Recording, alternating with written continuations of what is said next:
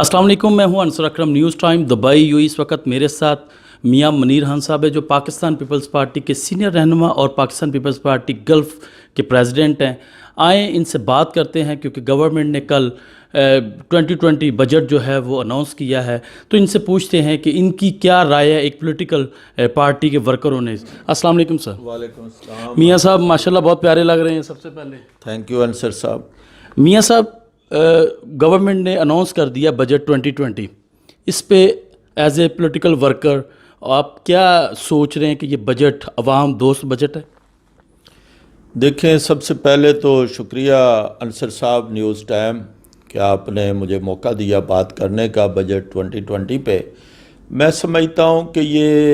एक ऐसा बजट आया है कि जिसने सब जो चीज़ें भुला दी हैं, और एक अवाम दुश्मन बजट इसको कहें तो पाकिस्तान पीपल्स पार्टी की तरफ से हम इसको मुकम्मल तौर पर मुस्तरद करते हैं, और इसकी मैं सख्त किस्म की मजम्मत करता हूँ कि ये ऐसा बजट है कि जिसमें होना तो ये चाहिए था कि आज जब मसाइल का शिकार है मुल्क, तो उसमें अवाम को कुछ होप दी जाती, उनको फ़ायदे दिए जाते जिससे उनको कुछ बेनिफिट पहुँचते, और वो तो नहीं दे सके। उल्टा इन्होंने महंगाई और हर चीज़ें बढ़ा दी हैं, कीमतें। तो जैसे कि कोरोना के दौर में आप देखें कि हेल्थ जो है सबसे इम्पोर्टेंट इस टाइम जो है, तो हेल्थ के लिए चाहिए था कि चारों सूबों के लिए इतना बजट दिया जाता कि सब जो इस वबा से भी निपटते और हेल्थ सेक्टर जो अपना बेहतर रोल अदा कर सकते चारों सूबे, जो कि मैं समझता हूँ कि काफ़ी नहीं है जो इन्होंने किया है। इसी तरह जो बुज़ुर्ग लोग हैं या पेंशन वाले या रिटायर्ड लोग हैं, उनकी पेंशन में इस वक्त इजाफा किया जाना चाहिए था, जिसका बिल्कुल ख्याल नहीं रखा गया। और सैलरी पर्सन जो है, जो पाकिस्तान के अंदर एक बड़ी तादाद जो मुआशरे में तनख्वाहदार है, उनका मुकम्मल तौर पर उनको निकाल दिया गया, किसी तरह उनका भी नहीं ख्याल रखा गया। तो ये जो चीज़ें हैं, जो आम आदमी, ये एक अमीर तबके के लिए बजट है, गरीबों के लिए बजट नहीं है। तो इसीलिए आम आवाम को इससे कोई फ़ायदा नहीं है, बहुत ज़्यादा नुकसान है। तो मैं इसको मुकम्मल तौर पर मुस्तरद करता हूँ। और बल्कि कल चेयरमैन बिलावल भुट्टो जरदारी ने भी जो इस पे इनिशियल कमेंट किया, वो यही था कि ये एक नाकाम बजट है और इसको मुकम्मल तौर पर हम मुस्तरद करते हैं। मुस्तरद करते हैं। तो आपके तो लीडर ने एपीसी बुलाने का भी एक तजवीज़ दिया है कि इस बजट पे हम बुलाएंगे, तो क्या ये एक्टिविटीज़ चल रही हैं वहाँ पे? देखिए, पहले तो मैं कहूँ कि जिस तरह पाकिस्तान के अंदर टिड्डी दल जो है उससे फसलों को नुकसान हुआ है, तो आम जो काश्तकार हैं, जो वो तबका है एक,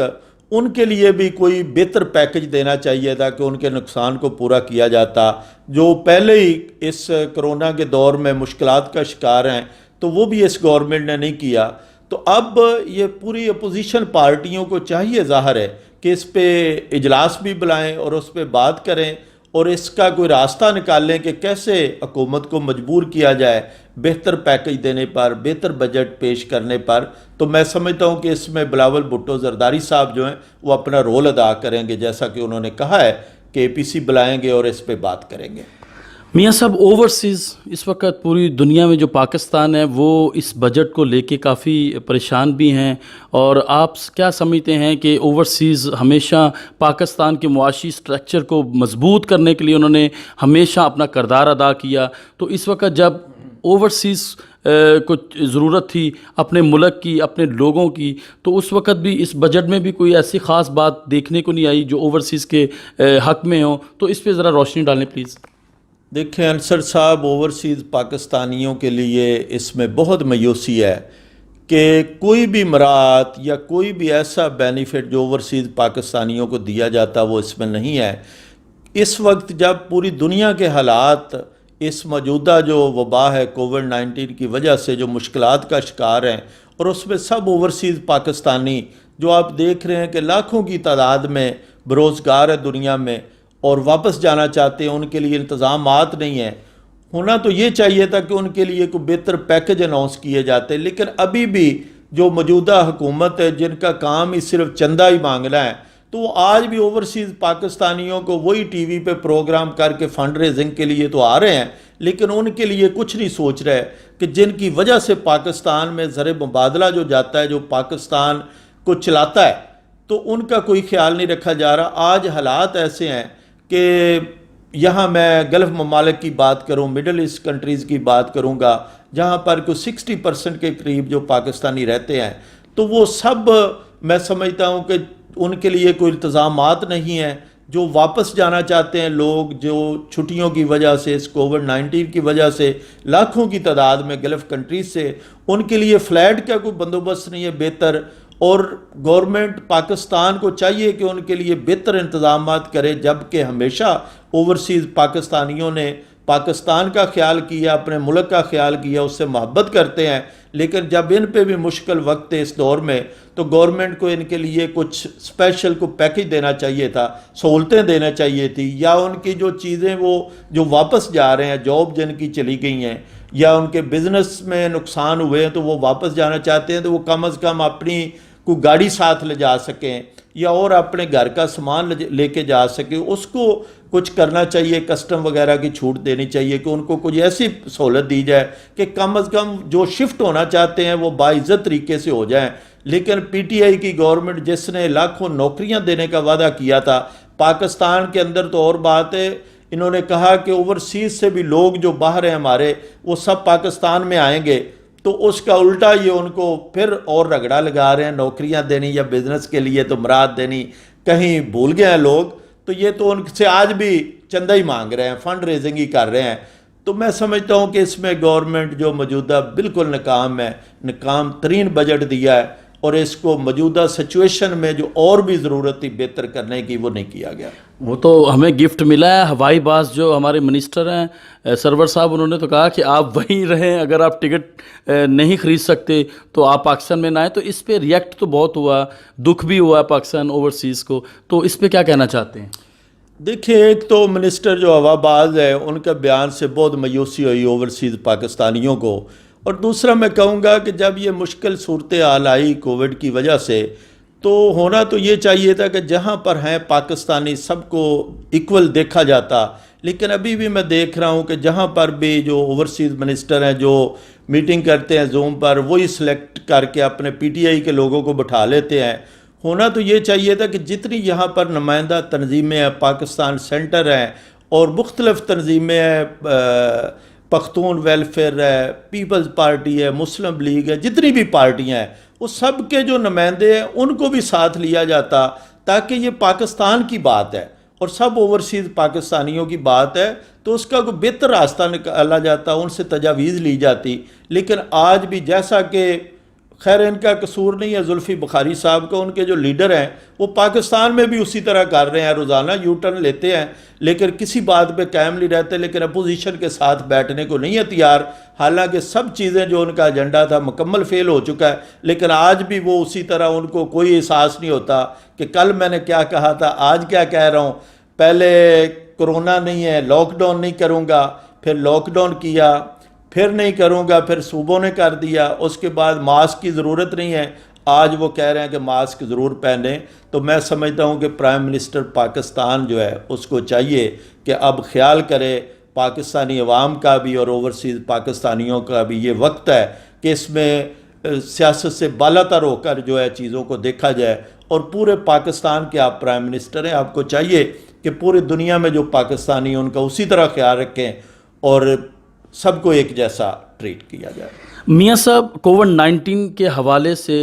کیونکہ آپ پاکستان کی تیسری بڑی جماعت ہیں اور آپ یو اے ای میں رہ کر اوورسیز پاکستانی بھی ہیں، اور اس کے علاوہ آپ ایک سیاسی جماعت کو یہاں پہ لیڈ بھی کر رہے ہیں، تو کووڈ-19 کے حوالے سے جو اقدامات یو اے ای نے کیے ہیں، آپ ایز اے پاکستانی آپ کیا کہنا چاہتے ہیں اس پہ؟ دیکھیں، یو اے ای گورنمنٹ جو ہے، دبئی، ابو دھابی، یونائٹڈ عرب ایمریٹس، میں سمجھتا ہوں کہ ان کی ہمیشہ سے جو پالیسیاں ہیں اسی لیے لوگ ان کو پسند کرتے ہیں. اور یہاں پر ایک پاکستانیوں کی بڑی تعداد جو رہتی ہے تو اسی وجہ سے رہتی ہے. یا دنیا بھر میں یو اے ای ایک ایسا ملک ہے جہاں پر شاید دنیا میں کوئی ایسا ملک ہو جہاں کے لوگ نہ یہاں پر رہتے ہوں، جاب نہ کرتے ہوں، بزنس نہ کرتے ہوں یا ٹورزم کے لیے نہ آتے ہوں. تو یہی وجہ ان کی پالیسیاں ہیں. اور یہ جب یہ وبا آئی اس وقت بھی انہوں نے